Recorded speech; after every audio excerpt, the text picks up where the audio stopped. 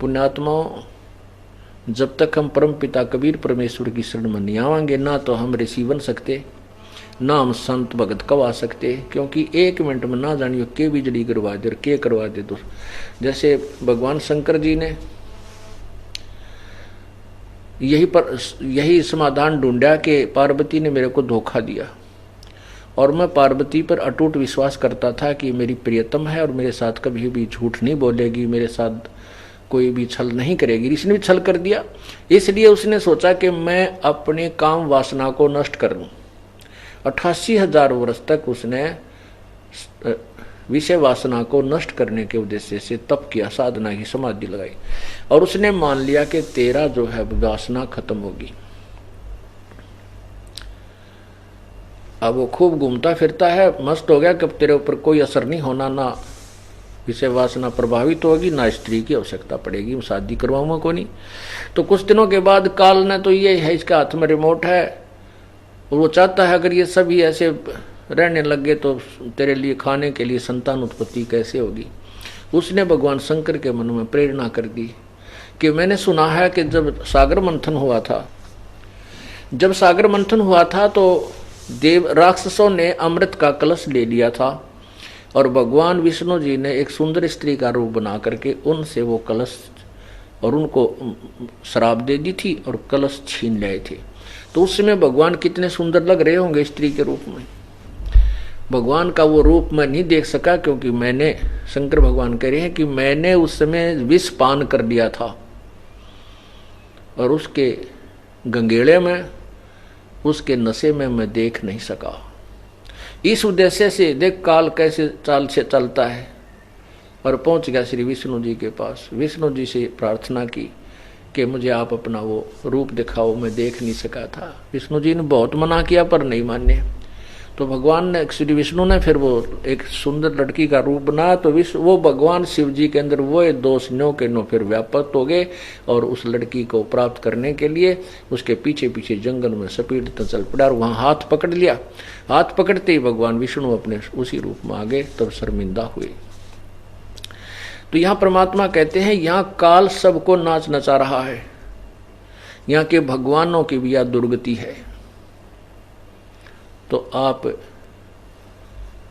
कौन से कहते हैं, कुरंग, बरहंग, सरंग और पतंगा, इंद्री एक ठग्यो 30 अंगा, तुम रे संग पांचों प्रकाशा, ये योग युगत की झूठी आशा। एक एक विकार होता है, जैसे शब्द का विकार होता है इसमें, मृग हिरण में वो कान का शब्द यानी मीठी आवाज सुनने का इतना जो है आदि होता है, उसके इतना वश है कि शिकारी जो होते हैं वो एक प्रकार का ऐसी सुरीली सी आवाज निकालते हैं एक यंत्र से, जो उस हिरण को बहुत प्यारी लगती है और उस आवाज को सुनकर उस शिकारी की तरफ ही चल पड़ता है और वहां जाकर के उसके सामने ऐसे गर्दन रख देता है और शिकारी उसको पकड़ लेता। उसके बस की बात नहीं, उस मृग के बस की बात नहीं, वो इतना वश है उस सुरीली आवाज सुनने के।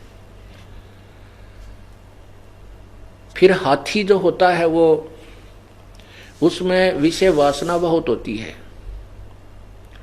शिकार जो पकड़ने वाले, हाथी पकड़ने वाले क्या करते हैं, एक बहुत लंबा चौड़ा सा गड्ढा बना देते हैं, 7-8 फुट चौड़ा, लंबा खूब 150 फुट लंबा, और उसके ऊपर छत दे देते हैं बोदी लकड़ियों की पतली पतली सी, और उसके ऊपर घास मिट्टी डालकर ऐसा घास जमा देते हैं सामने पता ना लगे, वही ताजा घास उसके ऊपर लगा देते हैं मिट्टी में। और उनके पास एक ट्रेंड आथनी होती है, उस आथनी को वो उस हाथियों के झुंड में भेज देते हैं। वो ट्रेंड होती है, प्रशिक्षित होती है, वो जाती है और हाथियों के साथ सप्रेस करती है अपने शरीर को, उनमें विषय वासना उत्पन्न कर देती है और हाथी फिर उसको प्राप्त करने के लिए प्रयत्न करते हैं तो वो भाग लेती है आगे और उसी साइड में आ जाती है जहां वो गड्ढा बना रखा होता है। तो फिर वो क्या करती है कि निक, उसको पता होता है, वो निकटा करके बिल्कुल, और पहले इधर भागती है, फिर भाग के वापस गड्ढे को दूर से होकर के वह फिर गड्ढे के इधर आ जाती है, फिर सामने भाग लेती है। तो हाथी उसके साथ चलते हैं, जब वो वापस आती दिखती है तो सीधे चल पड़ते हैं, वो सीधे, वो तो इतने अंधे होते हैं उन्हें आगे दिखाई नहीं देता कि आगे किस पर, नहीं तो हाथी बड़ा सूंघ सूंघ का कदम रखता है, कहीं कोई गड्ढा दलदल ना हो, बड़े ध्यान से अपने सूंड से या दृष्टि देखता चलता है। लेकिन उस समय उसको इतना अंधा हो जाता है, आगे वो गड्ढे में हुआ परिवर्तन, वो गड्ढा भी नहीं नजर आता और उसके अंदर गिर जाते हैं। गदाए गद सारे 4-5 है, चारों के पांचों एकदम उसके अंदर जाते, देख हम आगे पीछा भी नहीं देखते। तो फिर वो उनको उसके अंदर रखते हैं 1 दिन 2 दिन, वो खूब चिंगाड़ मार मार कर निढाल हो जाते हैं, फिर उनके ऊपर कूद करके उनको अंकुश से सेट करते हैं। बाकी हाथी भाग जाते हैं जब पता लगता है इनके ऊपर आपत्ति आ गई है। तो कहने का भाव ये है कि कुरंग मतंग शब्द सप्रस रूप, ये पतंग, पतंग होते हैं ये तितली सी जो होती हैं पतंगे, ये दीपक के ऊपर उस रूप पर, उसकी सुंदरता पर, उसकी चमक पर इतने आसक्त हो जाते हैं, उसके ऊपर जाके चिपट जाते हैं और जल के मर जाते हैं। रस, रस ये जीभ का स्वाद मछली में, मछली पकड़ने वाले क्या करते हैं, वो मच्छी पकड़ने वाले क्या करते हैं कि एक मांस का टुकड़ा एक हुक में टांग लेते हैं, कांटे में लोहे के, तीखी, वो आगे से उसका तीखा जो है ना नोकीला होता है शिरा, तो उसको धागे से बांधकर उसमें डाल देते, और मछली भाग कर आती है उसके ऊपर ऐसे अपने मुंह में डाल लेती है, मुंह में डालते वो ऐसे झटका देते हैं, वो मछली के ऐसे मुख में फंस जाता है वो नोकीला हुक, वो कांटा, और उसको बाहर पटक देते हैं, तड़प पटक कर 2 मिनट में मर जाती है। और गंध यानी सुगंध, नासिका से जो आनंद लेने का आदि होता है भंवरा, भंवरा बाग में जाता है, सुगंधित फूल होते हैं, फूल के ऊपर बैठ जाता है, उससे उठता है नहीं, और शाम के समय कुछ फूल ऐसे बंद हो जाते हैं, वो सुबह मर जाता है, पर वो उसको छोड़ नहीं सकता। तो यहाँ परमात्मा कहते हैं कि कुरंग मतंग, कुरंग मतंग पतंग भरंग और सरंगा, इंद्री एक ठगो 30 अंगा, उन कहते एक एक विकार था उसमें मर गए, और तुमरे संग 5 प्रकाशा, योग युगत की झूठी आशा। तो बनावटी बात करते हो कि बड़ा योग युगत हो गया, साधना करता है, बड़ा विकार जीते बैठा है, उसने ना जीत रखा टट्टू भी। कहते हैं विकार मरे मत जानियो जो भूबड़ में आग, जब तक हम कभी परमेश्वर की शरण में नहीं आएंगे यो मन टेकन को दे जीवन। ये तो कबीर परमात्मा ही हमारी व्यवस्था ठीक रखेगा, हमारा प्रोटेक्शन करेगा। मन की तो बकवाद करने की आदत है, परंतु भगवान इसको लिमिट से आगे नहीं जाने देगा, क्योंकि उसको पता है कि ये कहाँ तक पहुँच सकता है और ये कितनी हानि पहुँचा सकता है। इसलिए प्रभु इस मन को सीमा में रखता है। अब देखो काल ने कैसा जुल्म किया, मनुष्य जन्म दिया तो 5 बकवाद लगा दी, ओए गाने सुन की आदत मारे में, अच्छी सुगंधित खुशबूदार तेल त्याल छिड़कन की बीमारी मारे में, सुंदर रूप देख लिया उस पर आसक्त उनकी बीमारी मनुष्य में, यानी हर प्रकार की बकवादें। कबीर परमात्मा कहते हैं कबीर कुत्ता 30 दिन रुत पे रहे उजास, कामी नरकुता सही ये 6 ऋतु 12 मास। परमात्मा ने मनुष्य को कुत्ते से भी बदतर जीव बताया है। कहते हैं कुत्ता तो 30 दिन ऋतु के ऊपर ही उसके अंदर उत्तेजना होती है विकारों की, और कहते कामी नरकुत्ता से 6 ऋतु 12 मास, इस मनुष्य के अंदर ये भी विकार कोई समय ही नहीं दिया। तो परमात्मा कहते हैं कि इतने विकार, इतना आपके ऊपर काल ने जाल फैला रखा है, तुम समझते नहीं। ये काल का एक सुनियोजित षड्यंत्र है, कबीर परमात्मा ने आकर के हमें बताया है। अब उन्होंने बता भी दिया है और हमें हमारा सहयोग नहीं देंगे तो हम यूजलेस हैं।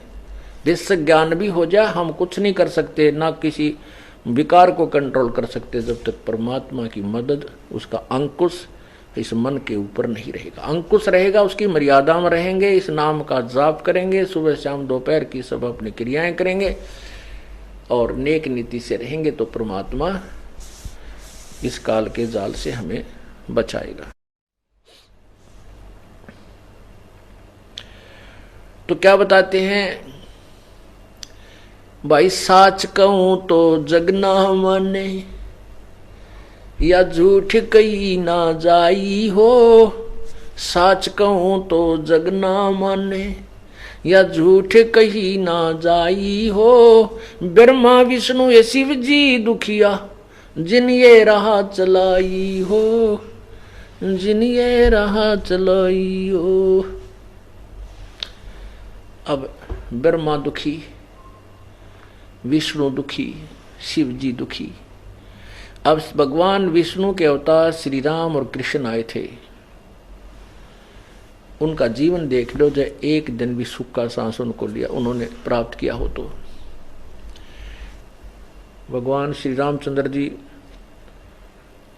को वनवास हुआ, शादी हुई, शादी होते वनवास हुआ और वनवास में सीता का अपहरण हुआ और जब ना जाने कितने सेना मरी, बहुत दिन तक संघर्ष रहा, हाहाकार मचा रहा, सीता के वियोग में विलाप श्री रामचंद्र जी का। फिर रावण को मारकर लाखों करोड़ों व्यक्तियों को, जीवों को मार करके सीता प्राप्त की। वो पाप श्री कृष्ण राम के, विष्णु जी के बैड अकाउंट में लिखा गया। फिर सीता जी घर पर आई, एक धोबी के कहने तक श्री राम ने निकाल दी।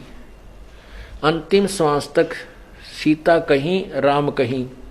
श्री रामचंद्र जी अयोध्या के राजा, सीता जी वाल्मीकि जी के आश्रम में, वहीं पर संतान को जन्म दिया। गर्भवती घर से निकाल दी भगवान श्री रामचंद्र जी ने। बताओ, यदि हम अपने भगवानों के चरित्र देखें तो हम एक दिन भी नहीं जी सकते संसार में।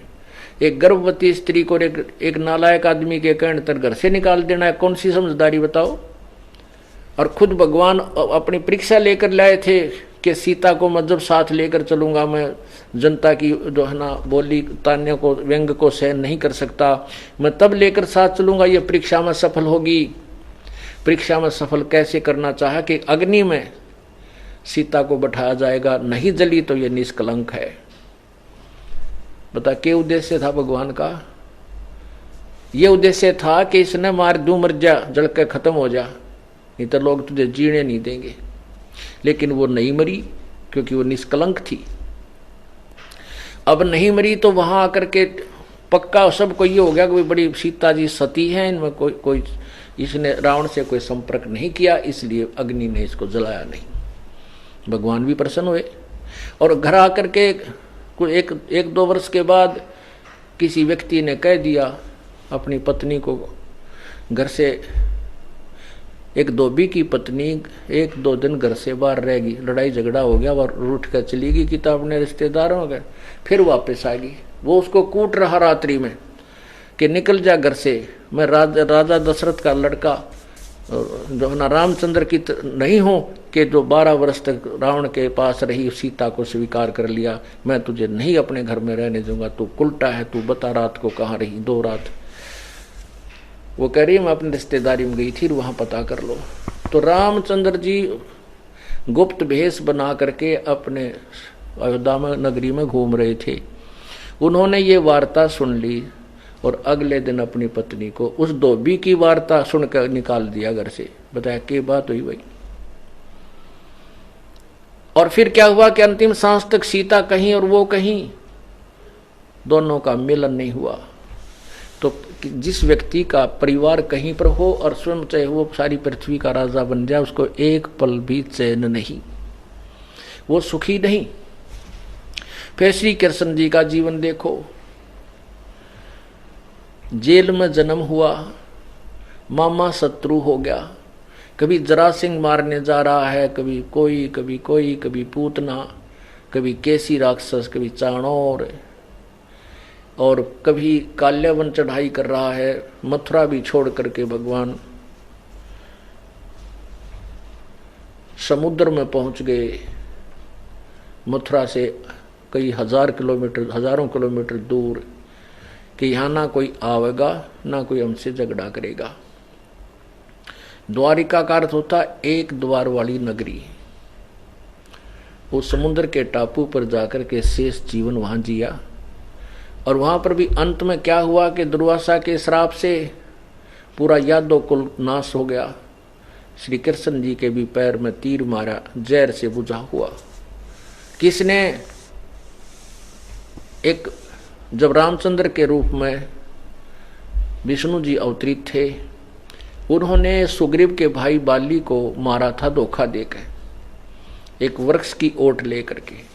अब उस बाली को धोखे से मारा हुआ टिट फॉर टैट, यानी अदले का बदला देना पड़ा।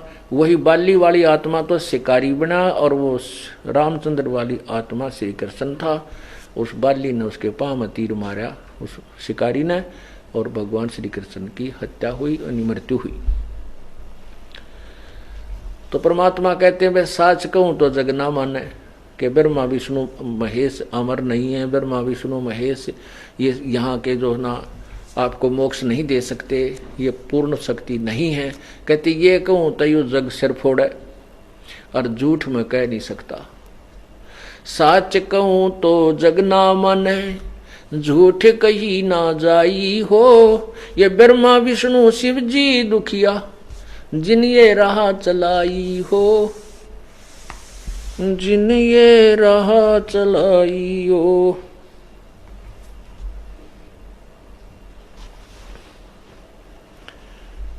अब ब्रह्मा विष्णु तीनों ये भी महादुखी हैं, जिन्होंने ये काल की व्यवस्था बनाई हुई है। ब्रह्मा जी शरीर जीवों की उत्पत्ति करवाता है, और विष्णु जी यहाँ मोह ममता एक दूसरे में डालकर सतिथि रखता है, और शंकर जी संहार करके अपने पिता के पास 1 लाख प्राणियों को नित्य भेज देता है।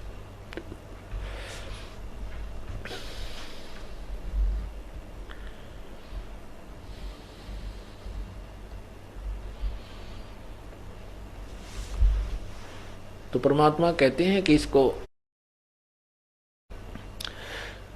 गरीबदास साहिब जी कहते हैं, कबीर जी बताते हैं कि हमरा ज्ञान किने ना सुनिया, और ये पर भी लेत जात है दुनिया। हमारे ज्ञान को कोई नहीं सुनना चाहता, और कोई इसको बता दे कि वहां पर भी लगेगी,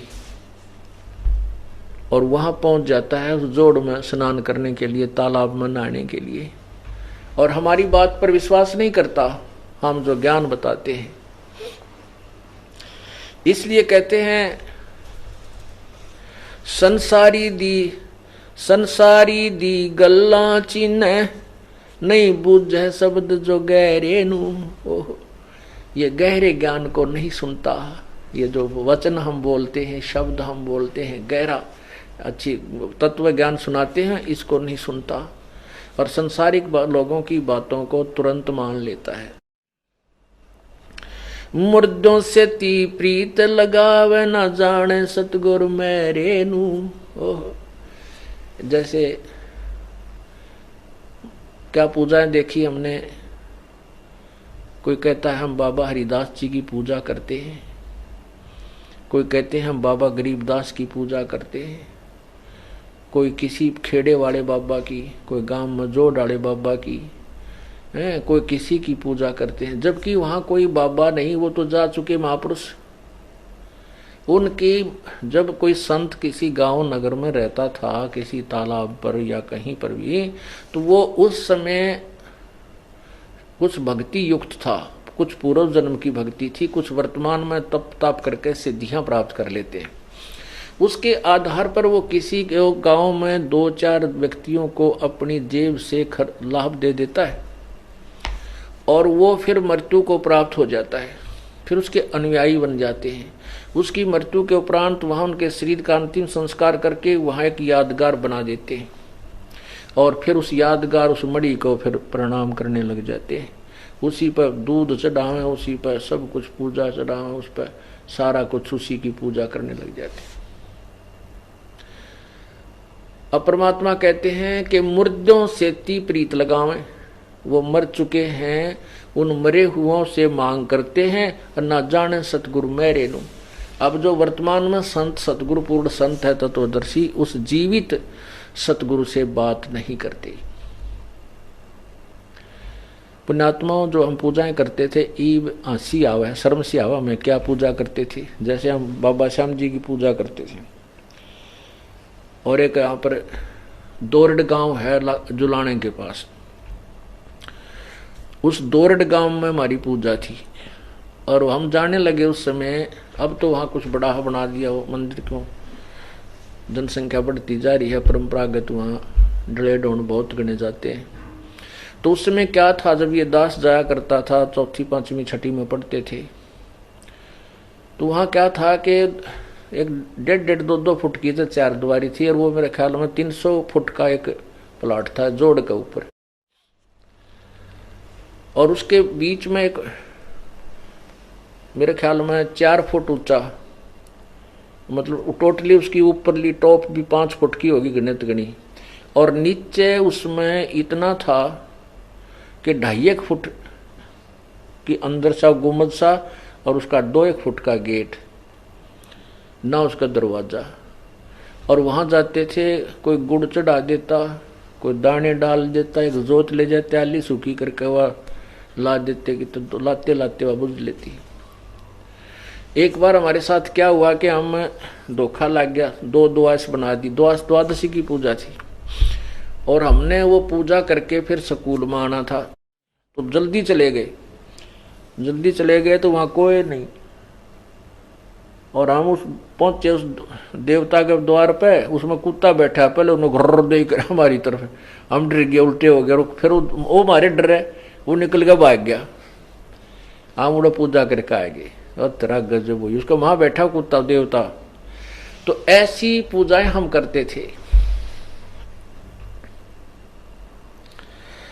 कहते संसारी दी गल्ला चिन्ह, नहीं बूझे शब्द जुगैरे नू, ये मर्दों से ती प्रीत लगावे, न जाने सतगुरु मेरे नू।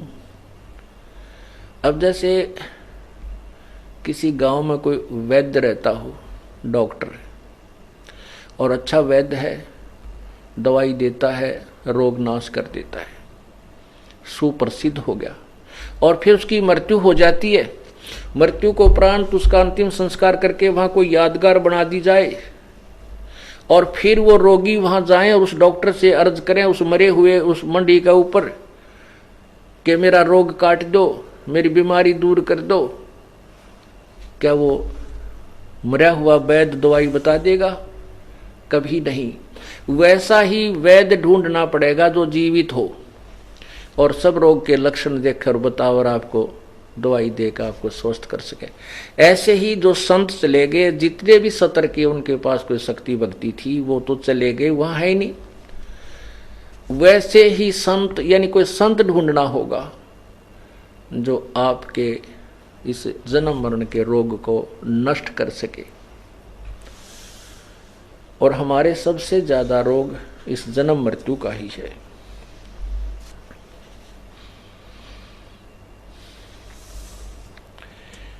अब क्या बताते हैं, ये आत्मा रोती है और कहती है मैं तो दे दी है बालम याणे नु, मैं तो दे दी है बालम याणे नु, मैं तो दे दी है बालम याणे नु, मैं तो दे दी है बालम याणे नु। गीता और भागवत पढ़े नहीं बूझे शब्द ठिकाने नु, गीता और भागवत पढ़े ना बूझे शब्द ठिकाने नु, मन मथुरा दिल द्वारका नगरी कहा करे बरसाने नु, मैं तो दे दी है बालम याणे नु, मैं तो दे दी है बालम याणे नु। जब फुरमान धनी का आया को रख घर जाने नु, जब फुरमान धनी का आया को रख घर जाने नू, जा सतगुरु का शरणा लीजे, मिटे जम तलबाने नू। मैं तो दे दी है बालम याने नू, मैं तो दे दिए बालम याने नू, मैं तो दे दी है बालम याने नू, मैं तो दे दी है बालम याने नू। गीता और भागवत पढ़े नहीं बूझे शब्द ठिकाने नू, गीता और भागवत पढ़े नहीं बूझे शब्द ठिकाने नू, मैं तो दे दी है बालम याने नू, मैं तो दे दी है बालम याने नू। उत्तर दक्षिण पूर्व पश्चिम ये फिरता दाने दाने नू, उत्तर दक्षिण पूर्व पश्चिम ये फिरता दाने दाने नू। ये सर्व कला सतगुरु साहेब की हरि आए हरियाणे नू, मैं तो दे दी है बालम याने नू, मैं तो दे दी है बालम याने नू, मैं तो दे दी है बालम। जम किंकर का राज कठिन है, नहीं छोड़ राजा राणे नू, जम किंकर का राज कठिन है, नहीं छोड़ राजा राणे नू। या दुनिया दा जीवन झूठा, ये भूल गए मर जाने नू, मैं तो दे दी है बालम याणे नू, मैं तो दे दी है बालम याणे नू।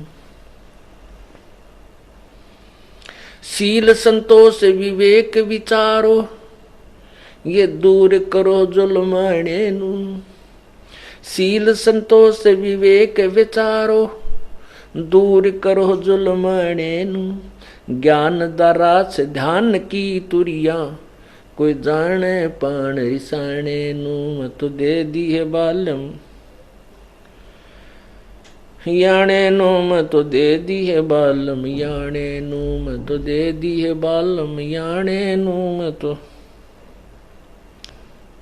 महल कपाट सतगुरु ने खोले, अमी महार सिखाने नू, महल कपाट सतगुरु ने खोले, अमी महार सिखाने नू। गरीब दास सुन भंवर उड़ावे, गगन मंडल रम जाने नू, मैं तो दे दी है बालम याणे नू, मैं तो दे दी है बालम याणे नू, मैं तो दे दी है बालम।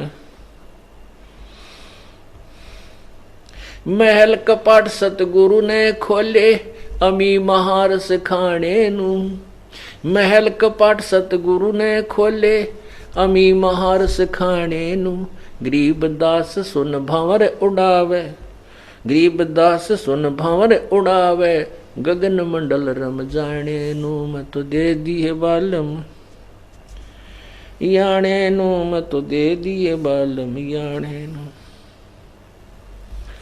अब क्या बता रहे हैं कि आत्मा भगवान से शिकायत कर रही है कि भगवान मैं तो इस मन अनजान के साथ बांध दी, ये काल ये मन मेरा हमारा नकली पति बन बैठा, और इस नकली ने सारे नकली काम अच्छे लगते हैं, ओरिजिनल काम से दूर भागता है।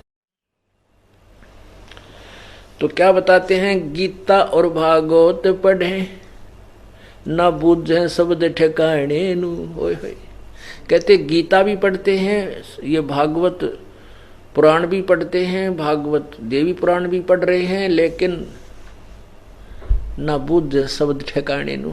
जैसे गीता जी अध्याय नंबर 25 से लेकर 34 तक स्पष्ट किया है कि कोई तो साधना ऐसी करता है, कोई ऐसे करता है, कोई देवताओं की पूजा करता है, कोई योग को से ही अपना संतुष्ट है, कोई हवन करता है, कोई प्राणायाम आदि करके ही अपनी मोक्ष मानता है। ये सभी क्रियाओं को पाप नाशक मानते हैं, जानकर कर रहे हैं।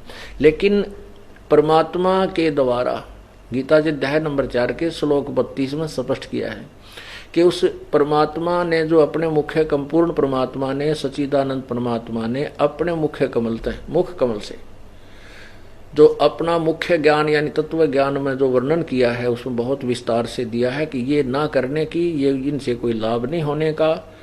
और उस ज्ञान को तू तत्वदर्शी ऋषियों के संतों के पास जाकर सुन और उनसे अपना मोक्ष प्राप्ति का मार्ग पूछ। तो कहते हैं गीता जी पढ़ते हैं पर इस श्लोक के ऊपर ध्यान नहीं देते। उस ना बूझ शब्द ठिकाने नु उस वास्तविक मार्ग को, उस ज्ञान को, उस मंत्र को नहीं टटोलते, ना बूझते, ढूंढते नहीं कि ये कहाँ से, ये गीता में जो ज्ञान दिया है कि उस संत को की खोज करो। इसे सिद्ध हुआ कि गीता जी का ज्ञान इनकम्प्लीट है, इसे मोक्ष हो ही नहीं सकता।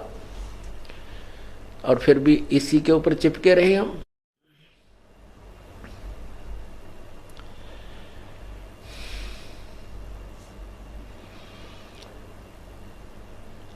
जब फुरमान धनी का आया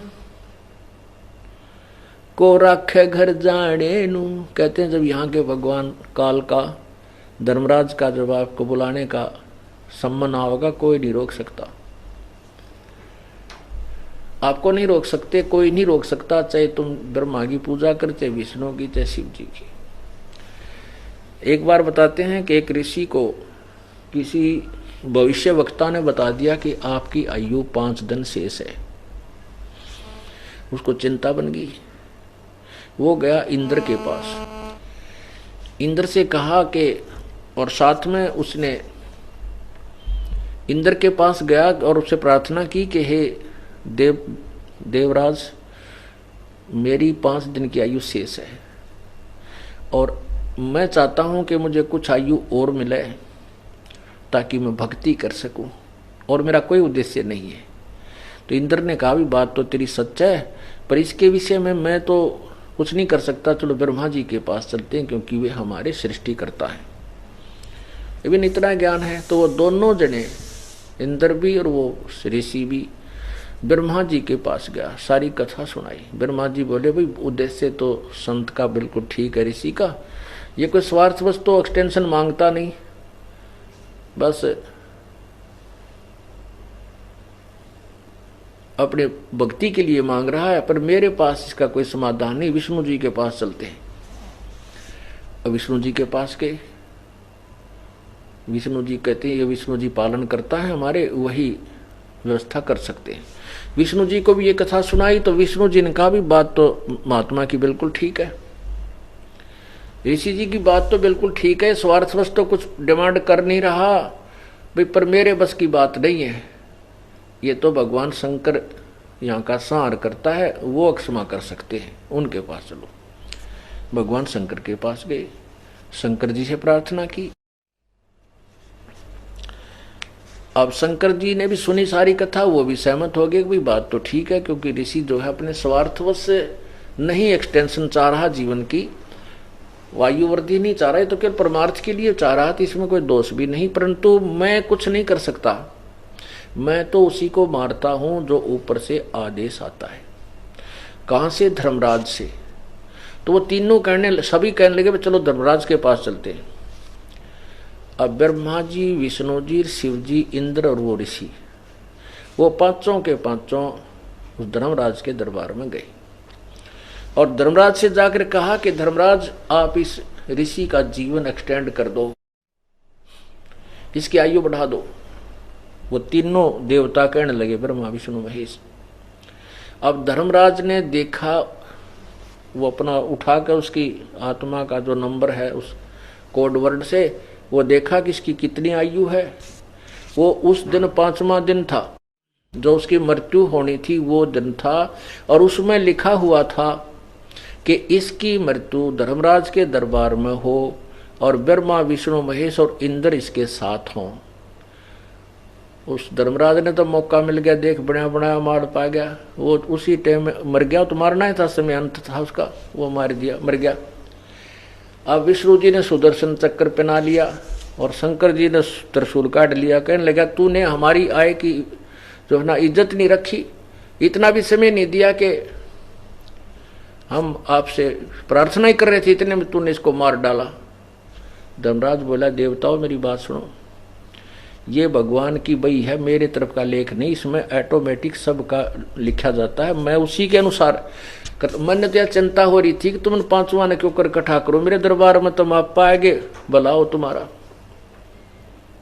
मैं तो इस चिंता में था कि तुम पांचवा ने कैसे इकट्ठे करूं मेरे यहाँ, और जब इसने मारूं, मैं नहीं कि कुछ करता, ये जैसा भी लिखा है ये देख लो। उनको पढ़ के सुना दिया कि इसकी मृत्यु धर्मराज के दरबार में हो और ब्रह्मा विष्णु महेश और इंद्र इनके साथ खड़े हो, ये देख लियो भगवान का लेख है। और यदि इसकी उम्र बढ़वानी है तो तुम दे दो, कोई सा बढ़वा लो, दोनों तीनों पाछे सरके ने हम क्यों दे, अपनी जान सबको प्यारी लगती है। तो क्या बताते हैं, जब फुरमान धनी का आया को रखे घर जाने नू, और जा सतगुर की मैं बलिहारी जो मेटे जम तल बाणे नू, मैं तो दे दी है बालम याणे नू, मैं तो दे दी है बालम याणे नू। कहते मैं तो सतगुर के ऊपर बलिहारी हूं, जो इस काल के इस संबंध काट दे, खत्म कर दे, भाग जाए यहां से।